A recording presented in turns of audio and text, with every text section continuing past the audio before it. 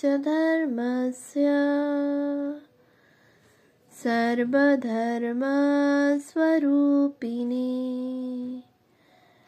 अवतार वरिष्ठाय রামকৃষ্ণায় তে নমঃ। পূজনীয় স্বামী শারদানন্দ মহারাজের রচনা শ্রী শ্রী রামকৃষ্ণ লীলা প্রসঙ্গ গ্রন্থ থেকে পাঠ, প্রথম ভাগ।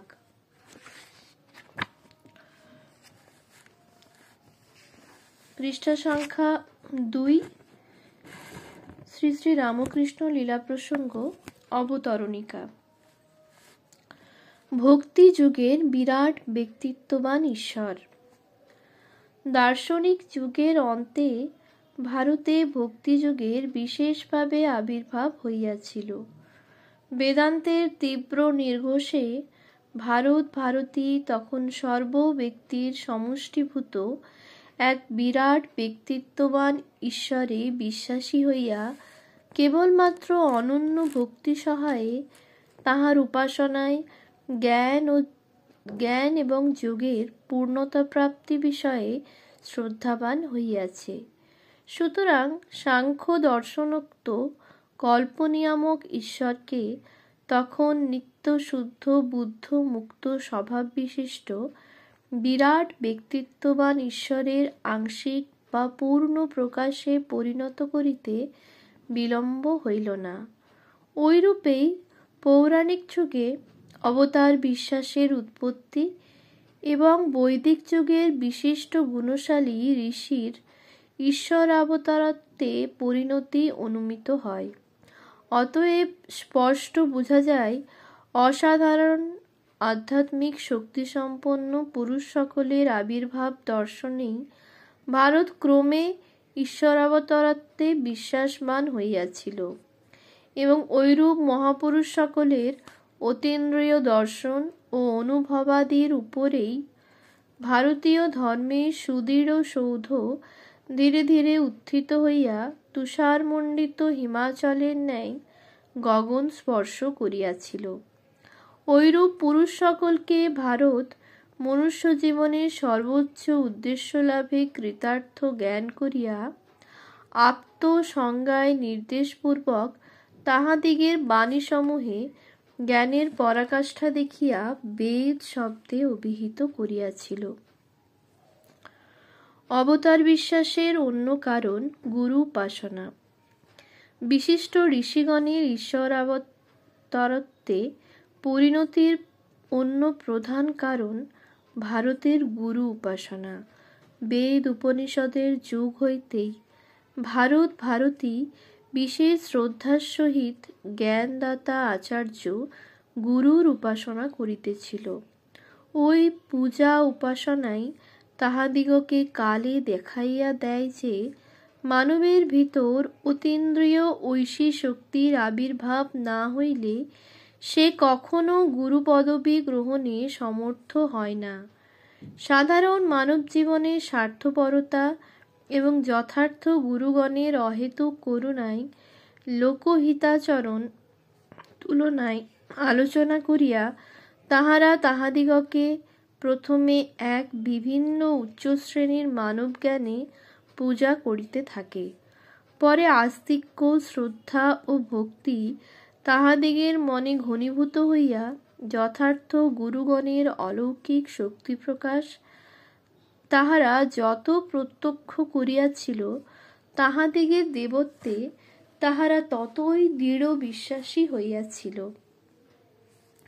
তাহারা বুঝিয়াছিল যে ভবরোগ হইতে মুক্ত হইবার জন্য তাহারা এতকাল ধরিয়া শ্রী ভগবানের করুণাপূর্ণ দক্ষিণামূর্তির নিকট যে সহায়তা প্রার্থনা করিতেছিল, রুদ্রয়াত্তে দক্ষিণাং মুখং তেন মাং পাহি নিত্যং, গুরুগণের ভিতর দিয়া তাহাই এখন তাহাদিগের নিকট উপস্থিত হইয়াছে। শ্রী ভগবানের করুণায় মূর্তিমতী গুরুশক্তিরূপে তাহাদিগের সমক্ষে প্রকাশিত রহিয়াছে। আবার গুরু উপাসনায় মানব মন যখন এত দূর অগ্রসর হইল, তখন যাহাদিগকে আশ্রয় করিয়া ওই শক্তির বিশেষ লীলা প্রকটিত হইতে লাগিল, তাহাদিগকে শ্রী ভগবানের জ্ঞানপ্রদা দক্ষিণামূর্তির সহিত অভিন্নভাবে দেখিতে তাহার বিলম্ব হইল না। ঐরূপে আচার্য উপাসনাকালে ভারতে অবতারবাদের আনয়নে ও পরিপুষ্টিতে সহায়তা করিয়াছিল বলিয়া প্রতীতি হইয়া থাকে। অতএব অবতারবাদের স্পষ্ট অভিব্যক্তি পৌরাণিক যুগে উপস্থিত হইলেও উহার মূল যে বৈদিক যুগ পর্যন্ত অধিকার করিয়া রহিয়াছে, ইহা আর বলিতে হইবে না। বেদ, উপনিষদ এবং দর্শনের যুগে মানব ঈশ্বরের গুণ, কর্ম ও প্রকৃতি সম্বন্ধে যে সকল অভিজ্ঞতা লাভ করিয়াছিল, পৌরাণিক যুগে সেই সকলই স্পষ্ট আকার ধারণ করিয়া অবতার বিশ্বাসরূপে অভিব্যক্ত হইবে, অথবা সংযম তপস্যাদি সহায়ে ঔপনিষদিক যুগে মানব নেতি নেতি মার্গে অগ্রসর হইয়া নির্গুণ ব্রহ্ম উপাসনায় সাফল্য লাভপূর্বক সমাধিরাজ্য হইতে বিলোম মার্গ অবলম্বনে অবতরণ করিয়া সমগ্র জগৎকে ব্রহ্ম প্রকাশ বলিয়া যখন দেখিতে সমর্থ হইল, তখনই সগুণ বিরাট ব্রহ্ম বা ঈশ্বরের প্রতি তাহার প্রেম ভক্তি উপস্থিত হইয়া সে তাহার উপাসনায় প্রবৃত্ত হইল, এবং তখনই সে তাহার গুণ, কর্ম, স্বভাব আদি সম্বন্ধে একটা স্থির সিদ্ধান্তে উপস্থিত হইয়া তাহার বিশেষভাবে অবতীর্ণ হওয়ায় বিশ্বাসবান হইল। ঈশ্বরের করুণার উপলব্ধি হইতেই পৌরাণিক যুগে অবতারবাদ প্রচার। পূর্বে বলা হইয়াছে, পৌরাণিক যুগেই ভারতে অবতার বিশ্বাস বিশেষভাবে প্রকটিত হইয়াছিল। ওই যুগের আধ্যাত্মিক বিকাশে নানা দোষ উপলব্ধ হইলেও একমাত্র অবতার মহিমা প্রকাশে উহার বিশেষত্ব এবং মহত্ব স্পষ্ট হৃদয়ঙ্গম হয়। কারণ অবতার বিশ্বাস আশ্রয় করিয়াই মানব সগুণ ব্রহ্মের নিত্য লীলাবিলাস বুঝিতে সমর্থ হইয়াছে। উহা হইতেই সে বুঝিয়াছে যে জগৎকারণ ঈশ্বরই আধ্যাত্মিক জগতে তাহার একমাত্র পথপ্রদর্শক, এবং উহা হইতেই তাহার হৃদয়ঙ্গম হইয়াছে যে সে যতকাল পর্যন্ত যতই দুর্নীতিপরায়ণ হোক না কেন, শ্রী ভগবানের অপার করুণা তাহাকে কখনোই চিরদিন বিনাশের পথে অগ্রসর হইতে দিবে না। কিন্তু বিগ্রহবতী হইয়া উহা যুগে যুগে আবির্ভূত হইবে এবং তাহার প্রকৃতির উপযোগী নব নব আধ্যাত্মিক পথসমূহ আবিষ্কারপূর্বক তাহার পক্ষে ধর্মলাভ সুগম করিয়া দিবে। অবতার পুরুষের দিব্য স্বভাব সম্বন্ধে শাস্ত্রোক্তির সারসংক্ষেপ। অমিত গুণসম্পন্ন অবতার পুরুষ সকলের দিব্য জন্ম কর্মাদি সম্বন্ধে স্মৃতি ও পুরাণ সকলে যাহা লিপিবদ্ধ আছে, তাহার সারসংক্ষেপ এখানে উল্লেখ করিলে মন্দ হইবে না। তাহারা বলেন, অবতার পুরুষ ঈশ্বরের ন্যায় নিত্য শুদ্ধ বুদ্ধ মুক্ত স্বভাববান। জীবের ন্যায় কর্মবন্ধনে তিনি কখনো আবদ্ধ হন না। কারণ জন্মাবধি আত্মারাম হওয়ায় পার্থিব ভোগসুখ লাভের জন্য জীবের ন্যায় স্বার্থচেষ্টা তাহার ভিতরে কখনো উপস্থিত হয় না। শরীর ধারণপূর্বক তাহার সমগ্র চেষ্টা অপরের কল্যাণের নিমিত্ত অনুষ্ঠিত হয়। আবার মায়ার অজ্ঞান বন্ধনে কখনো আবদ্ধ না হওয়ায় পূর্ব জন্মে শরীর পরিগ্রহ করিয়া তিনি যে সকল কর্মানুষ্ঠান করিয়াছিলেন, সেই সকলের স্মৃতি তাহাতে লুপ্ত হয় না। অবতার পুরুষের অখণ্ড স্মৃতিশক্তি। প্রশ্ন হইতে পারে, ঐরূপ অখণ্ড স্মৃতি কি তবে তাহাতে আশৈশব বিদ্যমান থাকে?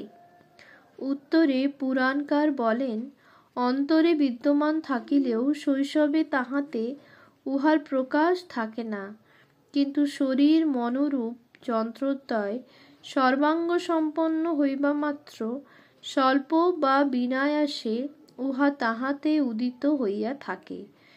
তাহার প্রত্যেক চেষ্টা সম্বন্ধেই ওই কথা বুঝিতে হইবে, কারণ মনুষ্য শরীর ধারণ করায় তাহার সকল চেষ্টা সর্বথা মনুষ্যের ন্যায় হয়। অবতার পুরুষের নবধর্ম স্থাপন। ঐরূপে শরীর মন পূর্ণতা প্রাপ্ত হইবা মাত্র অবতার পুরুষ তাহার বর্তমান জীবনের উদ্দেশ্য সম্যক অবগত হন। তিনি বুঝিতে পারেন যে ধর্ম সংস্থাপনের জন্যই তাহার আগমন হইয়াছে। আবার ওই উদ্দেশ্য সফল করিতে যাহা কিছু প্রয়োজন হয় তাহা কোথা হইতে অচিন্ত উপায়ে তাহাদিগের নিকট শত আসিয়া উপস্থিত হয়। মানব সাধারণের নিকট যে পথ সর্বদা অন্ধকারময় বলিয়া উপলব্ধ হয়, তিনি সেই মার্গে উজ্জ্বল আলো দেখিতে পাইয়া অকুতোভয়ে অগ্রসর হন এবং উদ্দেশ্য লাভে কৃতার্থ হইয়া জনসাধারণকে সেই পথে প্রবর্তিত করেন। ঐরূপে মায়াতীত ব্রহ্মস্বরূপের এবং জগৎকারণ ঈশ্বরের উপলব্ধি করিবার অদৃষ্টপূর্ব নূতন পথসমূহ তাহার দ্বারা যুগে যুগে পুনঃ পুনঃ আবিষ্কৃত হয়। অবতার পুরুষকালের আবির্ভাবকাল সম্বন্ধে শাস্ত্রোক্তি। অবতার পুরুষের গুণ, কর্ম, স্বভাবাদির ঐরূপে নির্ণয় করিয়াই পুরাণকারেরা ক্ষান্ত হয়েন নাই, কিন্তু তাহার আবির্ভাব কাল পর্যন্ত স্পষ্ট নিরূপণ করিয়াছেন।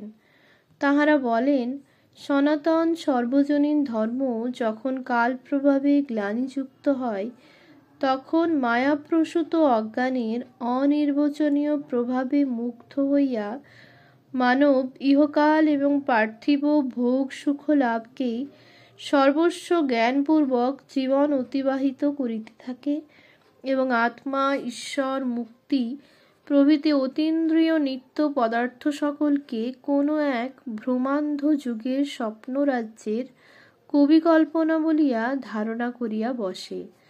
যখন ছলে বলে কৌশলে পার্থিব সকল সর্বপ্রকার সম্পদ ও ইন্দ্রিয় সুখ লাভ করিয়াও সে প্রাণের অভাব দূর করিতে না পারিয়া অশান্তির অন্ধ তমসাবৃত অকুল প্রবাহে নিপতিত হয় এবং যন্ত্রণায় হাহাকার করিতে থাকে, তখনই শ্রী ভগবান স্বকীয় মহিমায় সনাতন ধর্মকে রাহু গ্রাসমুক্ত শশধরের ন্যায় উজ্জ্বল করিয়া তোলেন এবং দুর্বল মানবের প্রতি কৃপায় বিগ্রহবান হইয়া তাহার হস্তধারণপূর্বক তাহাকে পুনরায় ধর্মপথে প্রতিষ্ঠিত করেন।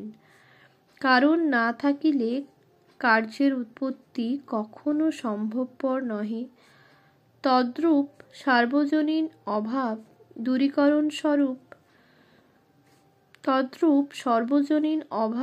দূরীকরণ রূপ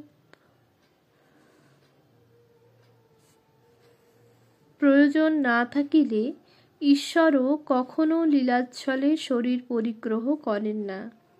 কিন্তু ঐরূপ কোনো অভাব যখন সমাজের প্রতি অঙ্গকে অভিভূত করে, শ্রী ভগবানের অসীম করুণাও তখন ঘনীভূত হইয়া তাহাকে জগৎগুরুরূপে আবির্ভূত হইতে প্রযুক্ত করে। ঐরূপ প্রয়োজন দূর করিতে ঐরূপ লীলাবিগ্রহের বারংবার আবির্ভাব প্রত্যক্ষ করিয়াই যে পুরাণকারেরা পূর্বোক্ত সিদ্ধান্তে উপনীত হইয়াছিলেন, একথা বলা বাহুল্য। ॐ शान्ति शान्ति शान्तिः। हरिः ओम तत्सत्। श्रीराम